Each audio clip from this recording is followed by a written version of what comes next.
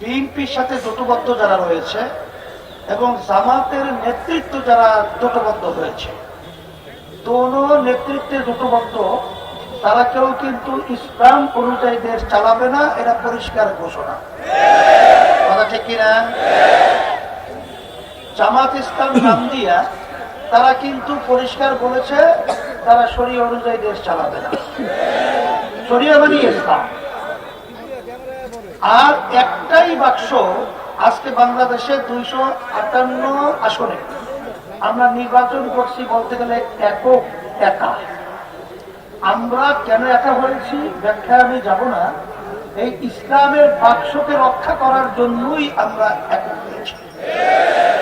আজকে বাংলাদেশের ভিতরে একটাই দল, ইসলামী আন্দোলন বাংলাদেশ, ইসলামের পক্ষে আজকে বাক্স দিয়েছে কোটি করে হাত পাখা।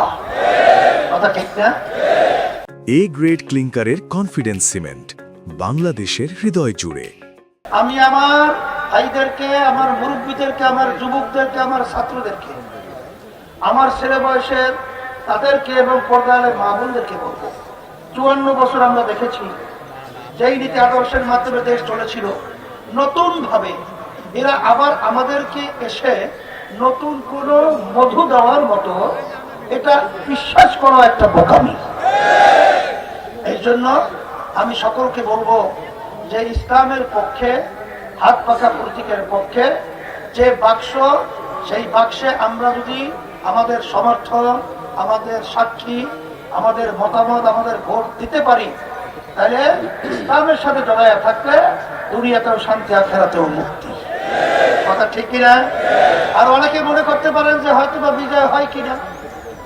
আরে আল্লাহর বান্দারা, ইসলামের পক্ষে একটা ভোট বাড়লে ইসলামের শক্তি বাড়ে। এই জন্য, এই পরিবর্তনের জন্য যত প্রার্থী এখানে রয়েছে, আমি তো চ্যালেঞ্জ করে বলতে পারি, আমাদের প্রার্থী হাত পাকা প্রতীকের প্রার্থী উমারকে আপনারা চেনেন, তারা আপনাকে চিনছেন, আমিও ভালো কাজ তাকে চিনি, সে একজন ভালো মানুষ। সে যদি নির্বাচিত হতে পারে, ভোলাবাসীর মুখে আল্লাহর ফজরে হাসি ফুটবে, সুন্দর থাকবে, উন্নয়ন হবে, দরিদ্র হবে, সরকার মুক্ত হবে, কোনো সন্দেহ নাই। বাড়িয়ে মাত্র 2-3 দিন বাকি আছে। এখন রুটিন পরিবর্তন করতে হবে। রাত্র নাই, দিন নাই, আমার ভাইদের কাছে যাব, আমার মা বোনদের কাছে দাওয়াত পৌঁছাবো। এরপরে আমরা দেশকে পরিবর্তনের জন্য, মানবতা মুক্তির জন্য, আমাদের দেশ থেকে টাকা যেন বিদেশে পাচার না হয়। আর লক্ষ লক্ষ মানুষ, বিএনপি আসলে আওয়ামী লীগ পালায়, আওয়ামী লীগ আসলে বিএনপি পালায়।